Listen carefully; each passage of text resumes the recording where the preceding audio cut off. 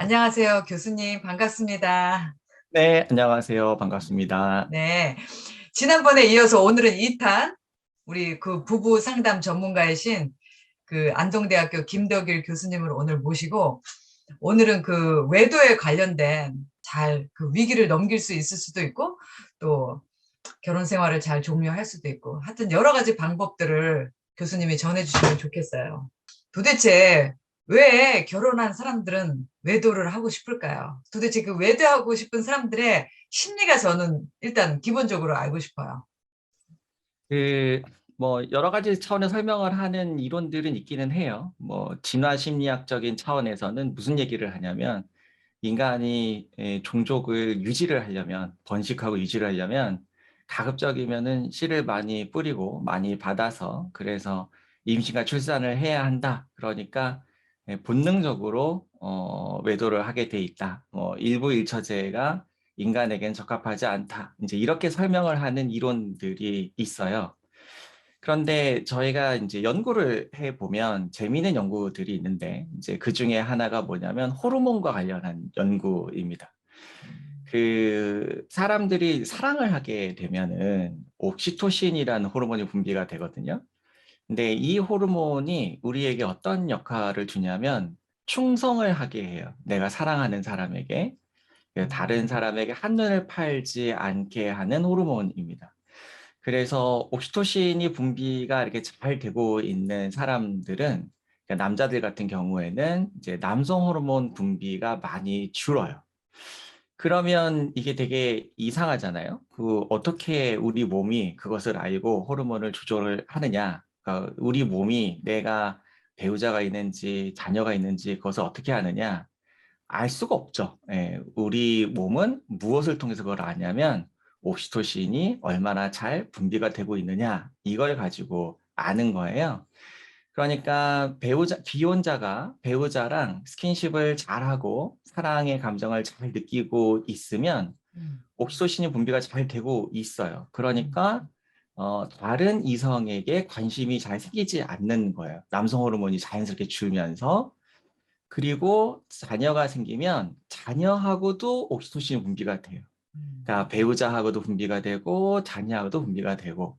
음, 남자만 그런 건 아니고 여자도 그렇습니다. 여자도 이제 남편과 결혼을 했으면 옥시토신 분비가 잘 돼서 다른 남자에게 관심이 생기지 않고, 아이가 태어나면 또 아이랑 스킨십을 많이 하잖아요. 그러니까 또 옥시토신 분비가 되면서 이제 좀 성적인 욕구들이 전반적으로 감소를 합니다. 그러니까 이게 없어지는 건 아니고 음, 이게 약간 감소를 해요.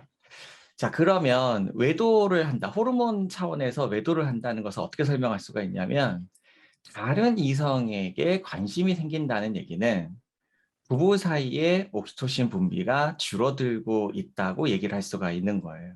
정상적인 경우에는 다른 이성을 만나기 전에 적어도 1년 반 정도는 굉장히 외로운 시간을 보냅니다. 그래서 외롭게 시간을 보내다가 외도를 하게 돼요. 남자든 여자든. 아, 그러니까 그 옥시토신이 분비가 안 되고 나서부터 한 1년 반은 그나마 견디는데 1년 반이 네. 지나고 나면 견딜 수 없이 다른 사람을 찾게 된다. 네, 이게 사람마다 조금 다르긴 해요. 어떤 사람은 그게 좀 짧고 어떤 사람은 좀 더 길긴 한데, 이제 평균적으로. 평균적으로 봤을 때는 1년 반 정도. 네. 신기하네요. 네. 네. 그래서 호르몬으로만 설명을 한다고 치면은, 남편이 외도를 했어요. 라는 얘기는, 음, 나는 적어도 1년 반 정도는 남편에게 관심이 없었어요. 라는 말과 같아요. 그러니까 남편이 굉장히 외로워하고 있었는데 왜 나는 남편에게 관심이 없었을까요?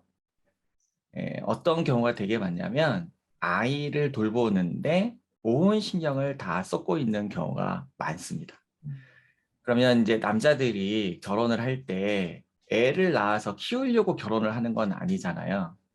남자는 사랑받고 싶고 사랑하고 싶어서 결혼을 하는 거거든요.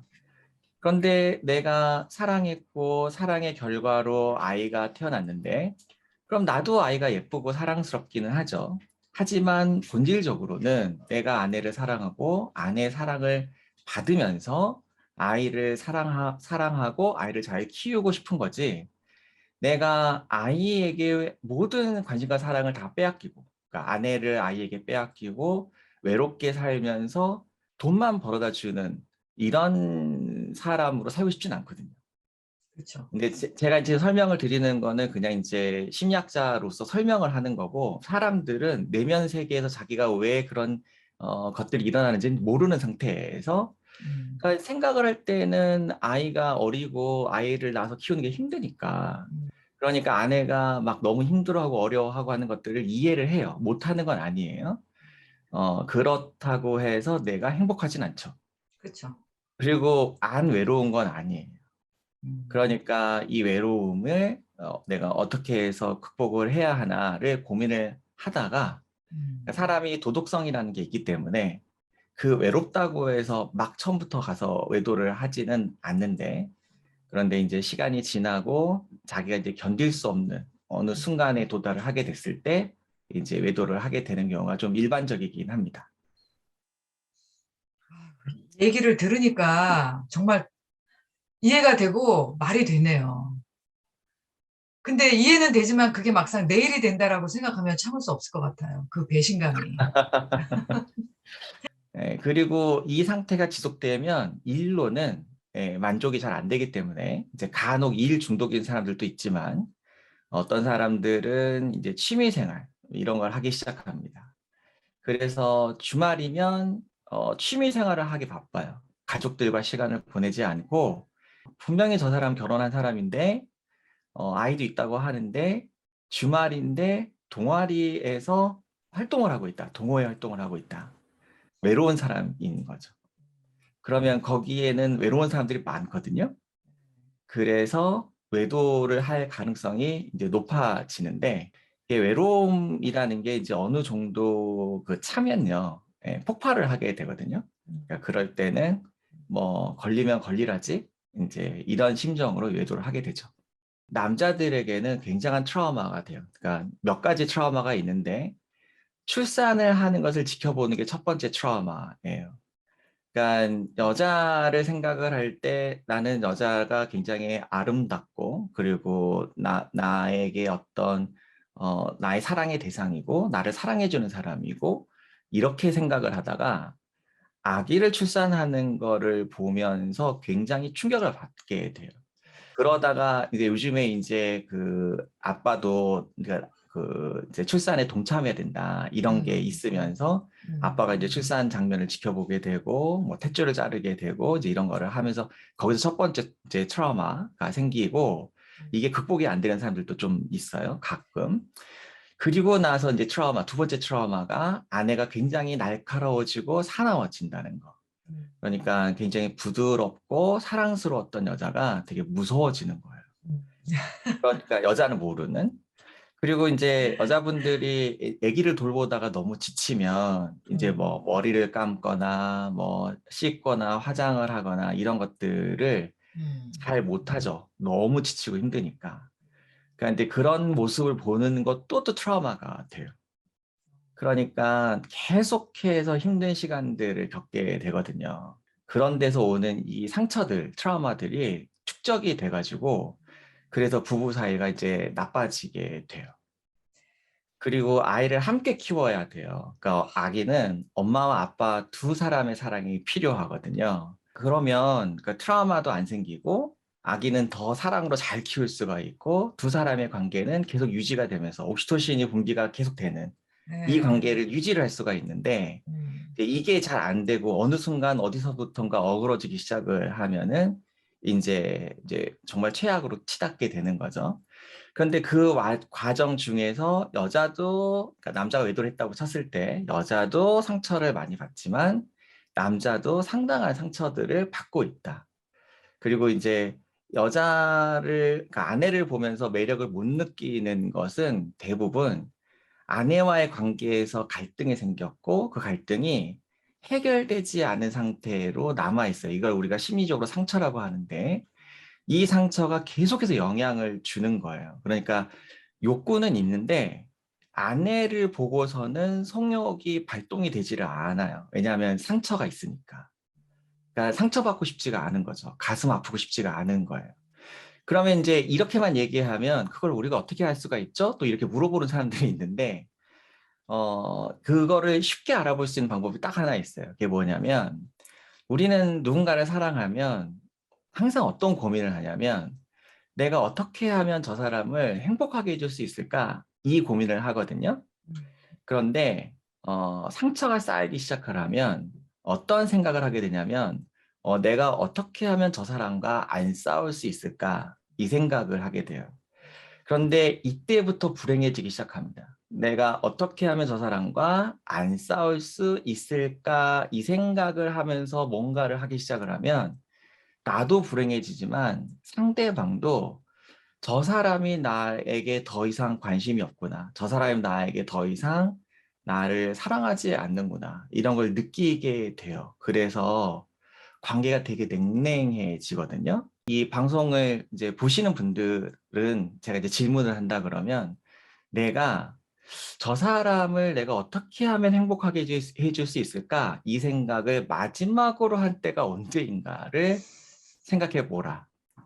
그러니까 이제 내가 내 남편이 외도했다. 내가 내 아내가 외도했다. 그렇다면 과연 내가 내 배우자를 행복하게 해주기 위해서 고민하던 순간이 지금으로부터 얼마나 이전에 있었던 일인가를 한번 생각해 보면 대부분의 사람들, 그러니까 95% 이상의 사람들은 그런 생각을 안 한 지가 정말 오래된 상태에서 외도가 생기는 거거든요. 아마도 연애 때 그런 생각 해보고 결혼하고 나서는 안 해본 것 같아요. 연애 때는 내가 저 사람을 위해서 어떻게 하면 저 사람이 행복하게 해줄 수 있을까 이렇게 생각하는데 결혼하고 나면 그 관점이 저 사람은 날 위해서 행복하게 나를 해주지 않을까로 관점이 바뀌더라고요. 그 힘듦을 남편으로부터 위로받고 싶어하는 마음 때문에 내가 남편을 행복하게 해주기는커녕 내가 지금 이렇게 힘들어 죽겠는데 남편은 왜 나를 위해서 아무것도 안 해주나? 응? 저 사람 도대체 생각이 있는 건가 없는 건가? 그때부터 이제 원망과 막 비난이 쏟아져 나오기 시작하면서 그렇죠. 이제 관계가 이제 막 모든 게 얼그러지네요. 거의 대부분의 사람들에게 듣는 이야기인 것 같아요. 지금 금방 하신 말씀은. 근데 저는 근데 이제 이런 얘기를 합니다. 우리는 애가 아니에요. 나는 어른이에요. 그러니까 어른이라는 말은 무슨 뜻이냐면 내 삶을 돌보는 일은 누가 하는 거냐면 내가 하는 거예요. 그러니까 내가 직장 생활을 하고 내가 아이를 돌보고 집안일을 하고 힘들어요. 힘든 건 맞아요. 힘든 건 맞지만 그 일을 해내야 될 사람은 나고 그것을 관리해야 될 사람도 나예요. 그러니까 왜 저 사람은 아무것도 안 도와주지?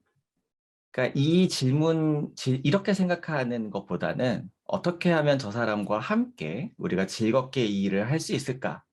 이 생각을 하셔야 돼요. 근데 내가 왜 너는 나를 도와주지 않느냐라고 생각을 하고 화를 내기 시작을 하면 제가 아까 말씀드렸듯이 상대방은 어떤 생각을 하게 되냐면 나를 기쁘게 하기 위해서 협력을 하는 게 아니고요. 내가 화나지 않게 하기 위해서 협력을 하게 되는데 그러면 불행해져요. 나도 불행하고 상대도 불행하고.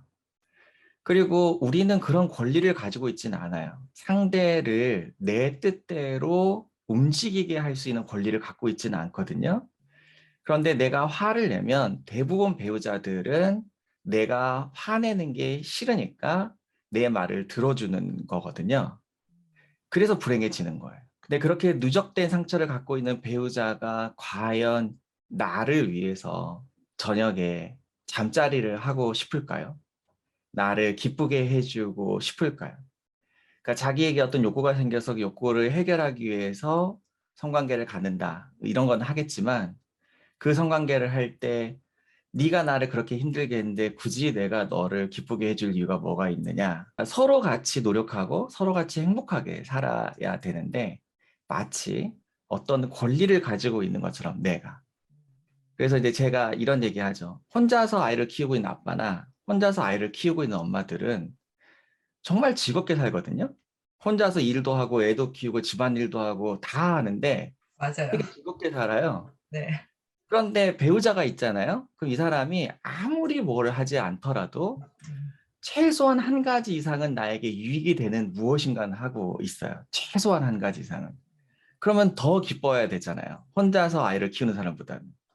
근데 왜 불행하게 살까요? 아휴, 그 교수님의 지금 말씀은 결혼 전에, 우리가 결혼을 하기 전에, 출산 아이를 계획하기 전에, 이렇게 모든 예비 부부들이 다 듣고, 이 결혼이라는 게 어떤 건지, 미리 한번 이렇게 시뮬레이션을 해보고, 결혼을 하면 정말 좋을 것을 우리는 아무도 결혼 전에 그런 거를 가르쳐 주는 사람도 없었고, 어떻게 해야 되는지도 몰랐고, 이렇게 하는 사람들이 너무 많잖아요. 지금도 아마 결혼 전에 그렇죠. 그런 거를 교육을 받고 결혼한 사람들은 지금도 없죠. 지금도. 네, 네. 그렇죠. 지금도 거의 없죠. 네. 너무 안타깝네요. 지금 이 말을 결혼 전에 그냥 한두 시간만 들었어도 그 사람들의 라이프가 많이 바뀌었을 텐데 되게 안타깝네요. 이 여자분들이 가장 저한테 많이 하는 질문은 남편이 외도한다라는 거를 감지했어요. 뭐 남편의 소지품을 어떻게 보다가 했을 수도 있고 또 뭐 컴퓨터 또는 뭐 핸드폰 이런 데서 이제 아 남편이 지금 딴 여자랑 뭔가가 썸띵 일어나고 있구나라는 걸 감지했을 때 여자들은 어떻게 해야 되나요? 그때. 이제 여기서는 내가 이래서 이 사람과 관계를 정리할 것인지 아니면 이 관계를 계속 지킬 것인지를 고민을 좀 하셔야 됩니다. 그 대응이 좀 달라져요. 근데 공통된 대응, 첫 번째 대응은 뭐를 하시는 게 좋냐면 넘겨짚고 의심하면서 이야기를 하는 거 일단 좋지 않습니다. 그 많은 여자분들이 뭐 예방주사를 놔야 된다 그러면서 너 지금 외도하는 거 아니냐, 딴 여자가 있는 거 아니냐, 넘겨짚으면서 얘기를 하는 이런 경우가 꽤 많거든요. 이게 관계를 더 악화시켜요. 좋지 않아요. 외도를 하고 있는 게 감지가 됐으면 조용히 증거를 수집하셔야 돼요. 배우자에게 그 사실을 알리지 않고 만약에 핸드폰 문자 같은 걸 봤다 그러면은 못 본 척 하면서 스크린샷 찍어놓고 사진 다 찍어놓고 증거를 계속 모아야 돼요. 언제까지 모아야 되냐면 아 이거는 누가 봐도 명백하게 외도를 하고 있구나. 이런 증거가 확보될 때까지는 증거를 이제 모으셔야 되고요. 이제 만약에 내가 관계를 잘 회복하고 싶은 사람이라면 저 사람이 외롭지 않게 외로움의 기회를 갖지 않도록 하셔야 돼요. 그러니까 많은 사람들은 어떤 안 좋은 느낌이 들면 제일 먼저 하는 게 뭐냐면 등산 못 가게 하고 뭐 춤추러 못 가게 하고 뭐 자전거 타러 못 나가게 하고 이런 걸 제일 먼저 하는데 이게 왜 안 좋냐면 이 사람은 너무 외로운 나머지 뭔가를 하고 있고 삶의 낙을 거기서 얻고 있어요. 그게 이 사람의 삶의 원동력인데 그런데 그것조차를 못하게 하면은 너무 불행해지는 거죠. 그러니까 사람이 살면서 좀 재미있고 즐거운 게 있어야 되는데 너무 고통스럽고 힘든 시간만 갖는 거예요. 그리고 이걸 못하게 하시는 분들 보면 본인도 되게 재미없게 살아요. 자기도 아무것도 하지 않아. 그러면서 배우자도 아무것도 못하게 해. 그러면서 둘 다 같이 불행하게 살자는 거예요.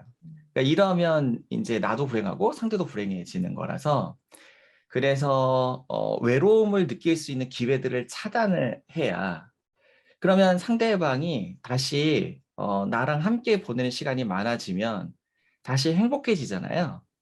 그럼 이 사람은 굉장히 자연스럽게 나와의 관계가 회복되고 옥시토신 분비가 증가하고 그리고 다른 사람에 대한 관심이 줄어들면서 외도 관계가 정리가 되겠죠. 자연스럽게. 그런데 이제 만약에 나는 이 사람만은 도저히 용서가 안 된다. 그래서 나는 이 사람과 못 살겠다 싶으면 자, 증거를 모으는 거는 똑같다고 했죠. 내가 회복을 할래도 증거를 모아야 되고요. 이혼을 할래도 증거를 모아야 돼요. 증거를 모아서 증거를 가지고 이혼 소송을 하실 수가 있고 그다음에 이제 이런 분도 계세요. 이혼은 하고 싶지 않고 해주고 싶지 않아. 내가 이혼하면 저 여자랑 잘 살 것 같아. 너무 배가 아파. 그러면 상간녀를 대상으로 위자료 청구 소송을 할 수가 있어요. 이혼은 하지 않은 상태에서. 그런데 증거가 필요하기 때문에 그래서 소송을 하고 상간녀에게 돈을 받아낼 수 있죠. 그렇죠. 그리고 제가 이제 가끔 이런 얘기를 하는데 세상에는 어떤 여자들이 있느냐. 남자들이 퇴근하고 오기만을 기다리면서 꽃단장하고 운동해서 몸매도 관리를 하고 그리고 그 남자들 오면은 막 맛있는 것도 잘 먹여주고 그래서 웃겨주고 재밌게 해주고 성적인 기쁨도 주고 남자들이 자긍심을 느낄 수 있도록, 자부심을 느낄 수 있도록 추켜 세워주고 인정해주고, 이런 여자가 있고, 어떤 여자는 남편이 들어오기 전에 화장 지우고 예쁜 옷 입고 있다가 안 예쁜 옷으로 갈아입고, 보통 그리고 그렇죠.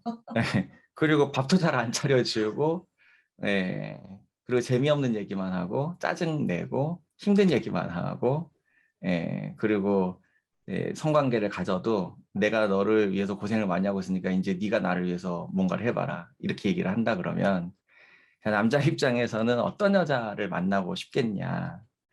그런데 이제 전자인 여자들은 돈을 조금만 줘도 너무 좋아하고 행복해하는 반면에 후자인 여자들은 많은 돈을 주는데도 이 돈 갖고 뭘 할 수 있느냐라고 얘기를 한다면, 자, 음, 효율성 면에서 내가 돈 10만 원을 쓰면서 행복해질 수 있고 내가 3, 400만 원을 지어주고도 욕을 얻어먹는다면 나는 어디다가 돈을 쓰고 싶을까를 생각해 봐라. 이제 제가 이런 얘기를 하는데, 근데 이제 아무래도 직업적으로 그렇게 하시는 분하고는 누구도 경쟁하기가 어려운 것은 사실이기는 해요. 그런데 저는 무엇에 대한 생각은 해봐야 된다고 생각을 하냐면, 내가 사랑하는 사람이라고 하면 저 사람이, 그러니까 남자도 저녁에 퇴근하고 집에 오면 되게 위로를 받고 싶지 않을까요? 위로와 격려와 지지가 필요하지 않을까요? 그렇죠. 여자도 필요하죠. 공감과 위로와 지지와 격려가. 그러니까 서로가 서로에게 그렇게 지지적이고 격려하고 공감해주는 사람이 될 수 있도록 이렇게 노력을 해야 되는데, 음, 이제 그것을 하지 않고 있는 상태에서 남자가 이제 직업 여성을 만났다. 이제 이러면, 그러니까 그것도 쉽지는 않고 이게 중독성이 좀 강한 것 같습니다. 이제 이게 음, 한번 그 길을 이제 접어들면 쉽게 빠져나오지 못하는 그런 면이 좀 있는 것 같고요. 그리고 이제 아까 말씀하신 것처럼 막 이제 직장 동료나 뭐 동호회에서 친구를 만났거나 이래서 이제 연인 사이로 발전하는 경우, 뭐 이런 경우는 좀 많이 심각하죠. 왜냐하면 그것이 뭐 정신 차리고 돌아오고 이러기가 쉽지가 않죠. 왜냐하면 직장 동료면 회사를 다니고 있는 동안 계속해서 보게 될 텐데, 그러니까 우리가 자는 시간을 제외하면은 직장 동료랑 함께 보내는 시간이 부부가 함께 보내는 시간보다 훨씬 길거든요. 몇 맞죠, 배는 맞죠. 더 많아요. 그렇죠, 그렇죠. 그러니까 오피스 와이프, 오피스 허스밴드라는 말이 있는데, 음, 이런 관계랑 경쟁을 해서 이기기가 또 쉽지는 않아요. 그래서 그러니까 이게 근본적으로는 옥시토신 분비를 잘 유지시켜 주지 않으면 해결 방법이 없어요. 이길 수가 없으니까. 너무 암울한가요? 예, 참 이렇게 듣고 보니까 남자의 입장에서는 한 번도 생각해 본 적이 없었는데 오늘 이렇게 말씀하시는 걸 보니까 아, 남자의 입장에서 어느 정도 굉장히 이해가 가네요. 이해가 가네요. 생각이 많아졌어요. 남자들은 그렇게 외도하는 것, 바람 피는 것을 이렇게 습관적으로 중독성 있게 하게 되는지 아니면 한번 그렇게 하고 왔어도 어쨌든 다시 정신을 차려서 다시 자기 가정을 지키려고 노력을 하는지. 성중독인 사람 있다고 말씀드렸잖아요. 네, 이제 네, 이제 네. 문제가 있는 사람들, 불행하지 않은데도 불구하고 부부 관계가 좋고 스킨십도 잘하고 있고 행복감을 느끼고 있는데도 불구하고 음, 그럼에도 불구하고 몸이 정상적으로 기능을 하지 않는 거예요. 그러니까 옥시토신 분비가 되고 있으면 남성 호르몬이 분비가 덜 돼야 되는데 남성 호르몬 분비가 여전히 왕성하게 되고 있다든지, 아니면 행복하게 지내고 있는데도 불구하고 옥시토신 분비가 잘 안 되고 있다든지, 뭐 이런 사람들이 간혹 있거든요. 그러니까 이런 사람들은 이제 우리가 성 중독 내지는 사랑 중독, 뭐 관계 중독이라고 되기는 하는데, 이 사람들은 그 처음에 사람들이 만나가지고 그러니까 썸을 탈 때 도파민이 확 분비가 되거든요. 그래서 우리가 설렘이라는 감정, 그러니까 이게 두근거리고 너무 보고 싶고 그립고 좋고 행복하고, 그 도파민을 우리가 이제 행복 호르몬이라고 보통 얘기를 하는데, 이 도파민, 우리는 누구를 만나든지 처음에는 도파민 분비가 많이 되고요.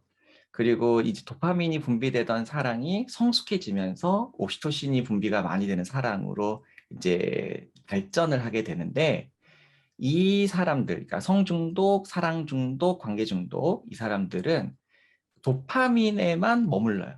예, 그래서 발전을 하지 못해요. 그러니까 관계 기술이, 그러니까 꼬시는 기술은 굉장히 발달되어 있는데 좋은 관계를 유지하는 기술은 발달이 잘 되어 있지 않아요. 그래서 이런 사람들은 이 성중독, 관계중독 치료를 받지 않으면 죽을 때까지 이것을 반복하면서 살아요. 그러니까 내 배우자가, 그러니까 성중독인 사람은 우리가 뭘 보면 알 수가 있냐면 바람 피는 여자가 한둘이 아니에요. 그러니까 이 사람 저 사람 동시에 여러 사람과 성관계를 맺습니다. 성중독. 그다음에 관계 중독인 사람들은 성관계를 맺을 수도 있고 안 맺을 수도 있지만 그 데이트 앱이나 뭐 이런 것들을 통해서 여러 명의 여자들과 희희낙낙거리고 데이트를 하고 뭐 카톡을 주고받고 이러면서 그 썸 타는 그 느낌 있죠? 그 네. 이렇게 도파민이 되게 나오는 좀 순간. 그 도파민 분비되는 요것들을 굉장히 즐겨요. 그래서 이 호르몬에 중독돼 있는 거기 때문에 요런 거는 치료법이 좀 다르고요. 보통 우리가 그 외도를 할 때, 그러니까 부부관계가 안 좋아서 외도를 할 때는 어떤 사람하고 외도를 많이 하냐면 내 배우자가 가지고 있지 않은 어떤 장점을 가지고 있는 사람, 아니면 내 배우자에게 내가 고통을 느끼고 있는 어떤 점, 그 점을 반대로 가지고 있는 사람, 요런 사람과 외도를 하는 경우가 되게 많은데, 내가 정작 이혼을 하고 나서 이 여자랑 결혼을 하려고 생각을 딱 해봤을 때는 그 장점을 제외한 나머지의 것들을 안 가지고 있는 경우가 많아요. 그래서 이혼은 했는데 외도 때문에 이혼은 했는데 외도한 사람과는 재혼을 하지 않은 사람들이 훨씬 더 많고요. 그런데 이제 재혼을 하는 경우도 있긴 하는데 상당수가 오랫동안 유지가 잘 안 됩니다. 그 관계가. 그리고 또 다시 또 다른 외도의 관계로 이제 또 이제 진화가 되기도 하고, 왜 외도하다 걸렸을 때 이런 남자들도 있거든요. 한 번만 용서해주면 내가 다시는 헛된 짓 하지 않겠다. 그러면서 되게 열심히 노력을 해요. 그런데 이런 경우를 제가 이렇게 상담을 해보면 많은 경우에 어떻게 끝나냐면 노력을 많이 하는데도 불구하고 아내가 기쁘거나 행복하지가 않아요. 그러면 남편이 내가 이렇게 노력하는데도 불구하고 왜 너는 만족하지 않느냐라고 얘기를 하면 걸리기 전에 잘했어야지. 걸리고 나서 잘하는 게 무슨 소용이 있어. 너 그 니은한테도 다 했을 거 아니야, 이렇게. 그리고 나한테 지금 이거 하는 거잖아. 너무 리얼해요. 그런데 이제 제가 아까 효용성 얘기했죠. 남자들이 자기 효능감이 좀 있어야 되는데, 그러니까 내가 뭔가 노력을 했을 때 이 사람이 되게 행복하고 기쁘고 뭐 이런 게 있어야 되는데, 내가 노력을 하고 있는데도 불구하고 계속해서 좌절되잖아요, 이게. 그러면 나중에는 결론이 어떻게 나냐면 네가 나를 이렇게 만든 거야. 그러니까 내가 딴 여자 만나는 건 다 너 때문이야. 그리고 외도 때문에 상담 오시는 분들 100이면 100 다 자기가 뭘 잘못하고 있는지를 몰라요. 나는 잘 하고 있는데 저 사람은 왜 외도를 하는 걸까요? 이렇게 얘기를 해요, 저한테. 아, 그러니까 자기가 상당히 문제가 많다는 거를 전혀 인식이 안 되고 있어요. 당연히 인식이 안 되겠죠. 기술이 없으니까.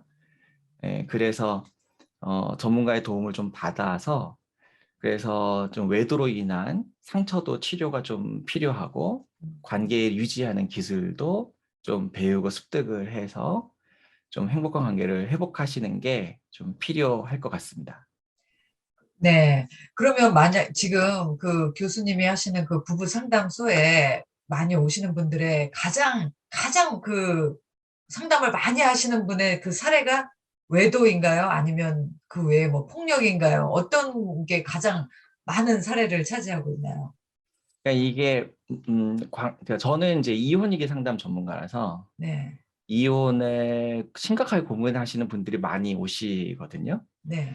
근데 심각한 상태에서는 복합적으로 많이 나타나요. 폭력도 아, 있고, 뭐 외도도 있고, 그래서 이게 뭐가 더 많냐라고 얘기를 하기가 좀 애매하죠. 좀 어려워요.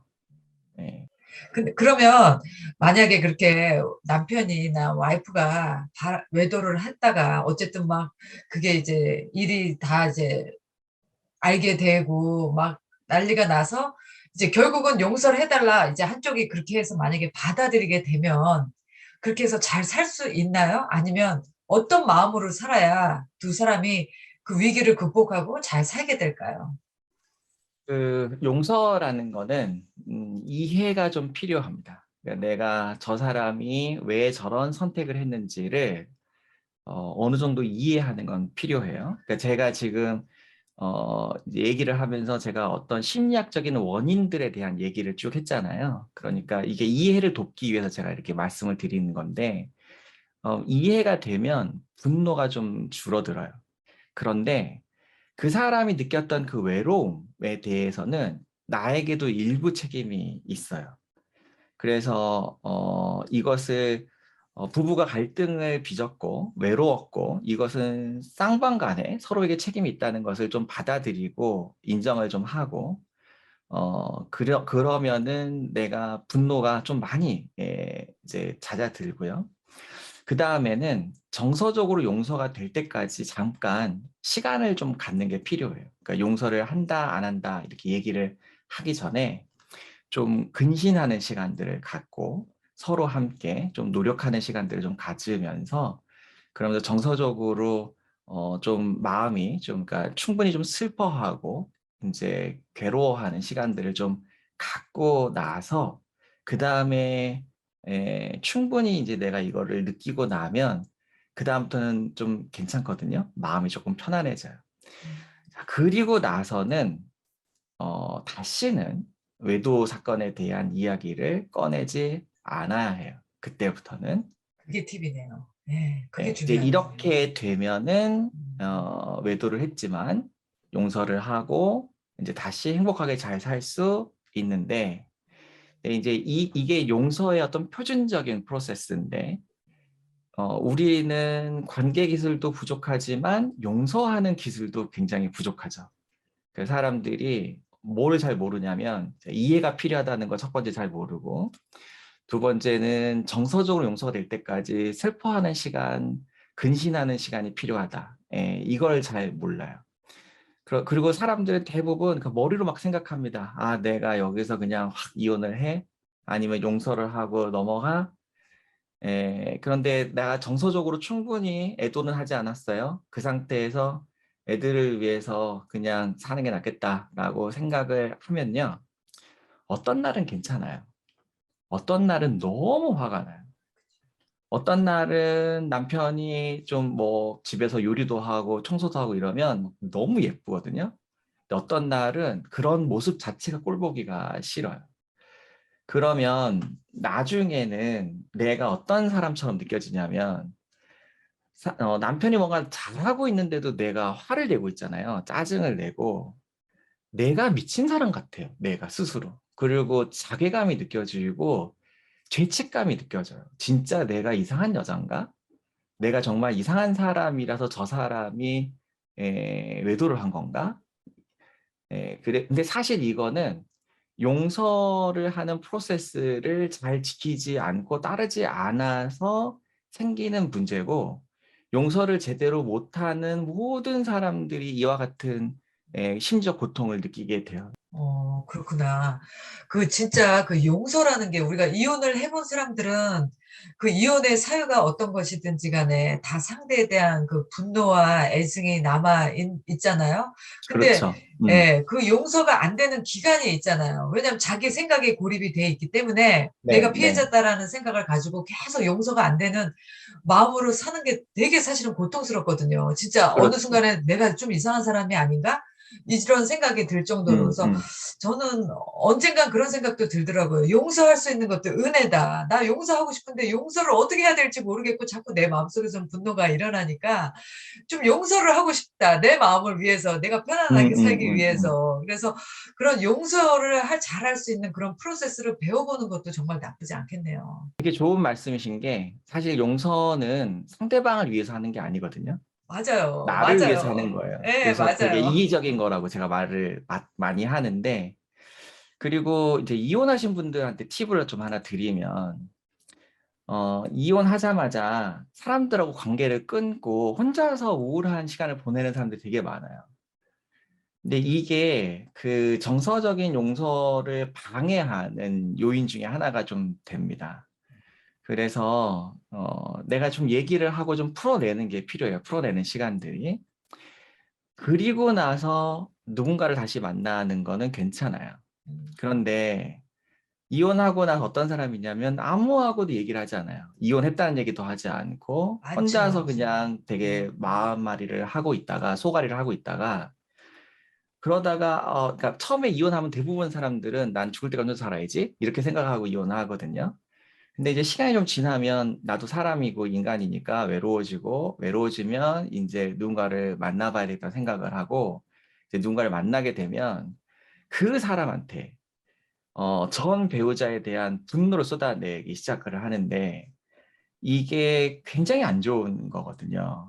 그래서 그러니까 물론 이런 건 있을 수는 있어요. 전 배우자랑 지금 만나고 있는 사람이 이렇게 비교가 되면서 자꾸 옛날 생각이 나면서 그 옛날에 내가 서운하고 속상했던 것들이 떠올라서 얘기가 나올 수는 있는데 그런데 내가 분노를 쏟아내고 있다고 하면 그러니까 분노의 감정이라는 거는 어떻게 보면 이게 좋은 감정이긴 하지만 감정의 쓰레기 같은 거기도 하거든요. 그런데 이거를 내가 지금 만나고 있는 새로운 사람한테 그 내 감정의 쓰레기를 막 쏟아내고 있는 거예요. 이 사람 무슨 죄를 졌길래 내 감정의 쓰레기를 이 사람이 다 처리를 해야 하는 걸까요? 그러니까 그건 아니거든요. 그래서 만약에 내가 누군가를 만났는데 내가 전 배우자에 대한 어떤 분노를 쏟아내고 있다면 내가 지금 나의 감정, 내가 애도를 하고 내가 이것을 좀 충분히 슬퍼하고 분노하고 하는 시간들을 좀 가져야 되겠구나. 그럴 하셔야 돼요. 그리고 나서 마음이 좀 좋아지면 이제 다시 데이트를 하시는 것도 괜찮겠습니다. 맞아요. 그게 그 회복되는 그 시간이 분명히 필요하고 그 회복 기간에는 뭐 분노도 했다, 그리워도 했다, 뭐 원망도 했다, 또 내 자신도 다시 돌아봤다. 모든 진짜 인간이 느낄 수 있는 그런 감정들을 다 느껴보고 내가 스스로 체득을 해야 이제 버릴 수 있는, 잊을 수 있는 그 단계로 들어가는 것 같아요. 그리고 저도 항상 그런 생각을 하거든요. 그리고 나서 그 다음 사람을 만나라. 그렇지 않으면 진짜 나의 감정 남은 그 쓰레기들을 그 다음 사람에게 막 진짜 풀고 싶어 하는, 위로받고 싶어 하는 그런 게 되는 것 같아요. 그래서 아까 말씀드린 것처럼 용서가 필요해요. 그러니까 그 네, 그리고 용서, 용서를 하고 나면 거짓말처럼 생각이 안 나요. 그래요? 네, 그래서 용서가 필요해요. 네. 결혼을 지금 준비하고 있는 분들에게 우리 교수님이 이렇게 한마디 해주셨으면 좋겠어요. 저는 연애랑 결혼을 다른 거라고 생각을 하면서 다른 기준을 가지고 결혼을 준비하고 하는 사람들이 외도를 할 가능성이 매우 높다고 저는 봅니다. 결혼을 시작할 때부터 외도할 준비를 하고 하는 거거든요. 어, 그래서 이 생각이 저는 상당히 문제가 있다고 봐요. 왜 연애를 하는 것과 결혼을 하는 것은 다른 기준을 가져야 할까? 그러니까 대부분 사람들 보면 타인의 눈을 중요하게 생각하는 사람, 다른 사람에게 인정받는 게 너무 중요한 사람, 이런 사람들이 기준이 많이 다릅니다. 연애와 결혼에 대한 기준이. 연애는 매력적인 사람, 끌리는 사람과 연애를 하지만 결혼은 안정적인 사람과 해야 된다. 안정적인 사람과 결혼을 해서 안정적으로 살아야 되는데 안정적인 사람과 결혼을 하고서는 맹숭맹숭한 것에 불만족하는 거죠. 짜릿하고 자극적인 것을 계속 추구하게 되니까. 맞아요. 그리고 그렇게 결혼을 하고 나면 자기가 외도를 하는 것에 대해서 언제든지 면죄부를 줍니다. 우리는 사랑 없는 결혼을 했어. 맞아. 엄마가 하라고 했으니까 했어. 나 그냥 아버지가 하도 너무 이제 결혼 안 한다고 뭐라고 해서 음, 나 딱 3번 만나고 결혼했어. 음, 이런 사람들이 레퍼토리죠. 예, 내가 외도를 한다고 했을 때 나는 사랑 없는 결혼을 했기 때문에 나는 외도를 해도 된다. 저는 그것이 면죄부가 될 수 있다고 저는 생각하지 않습니다. 당연하죠. 제가 아까 어른이라고 그랬잖아요. 내가 하는 모든 선택에 대한 책임은 나에게 있는 것이거든요. 그래서 저는 만약에 이 사람과는 도저히 함께 살 수 없다는 생각이 들었다 그러면 그래서 내가 너무 외롭고 너무 힘들다고 하면은 그러면 다른 사람을 만나기 전에 현재 관계를 잘 정리를 하고 그리고 나서 다른 사람을 만나는 게 좋겠다. 맞아요. 저도 교수님 하신 말씀에 100% 동감. 예.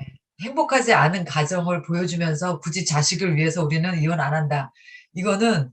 그거는 정말 너무 이기적인 생각인 것 같아요. 아이는 정말 부모가 어떤 환경에 있든 부모가 행복한 모습을 보면 아이들은 행복하게 클 수 있다는 생각이 들고, 또 우리가 이제 성인이니까 모든 책임은 내가 지겠지만, 그래도 우리가 이제 인생을 살면서 한 번 사는 인생을 내가 가장 행복한, 현재 행복한 마음으로 사는지, 또 내가 앞으로 행복할 수 있는지, 그걸 결정을 해서 뭐 같이 살던 따로 살던 결정을 하시면 저는 그런 게 가장 현명한 결정이라고 봐요. 나의 행복을 먼저 우선하게 생각하는 거. 아이고, 오늘 긴 시간 동안 우리 1시간 반을 이야기했네요. 네, 네, 오늘 고생 많으셨고요. 또 다음번에도 또 좋은 네, 콘텐츠로 한번 또 같이 이야기할 수 있는 시간 됐으면 좋겠네요, 교수님.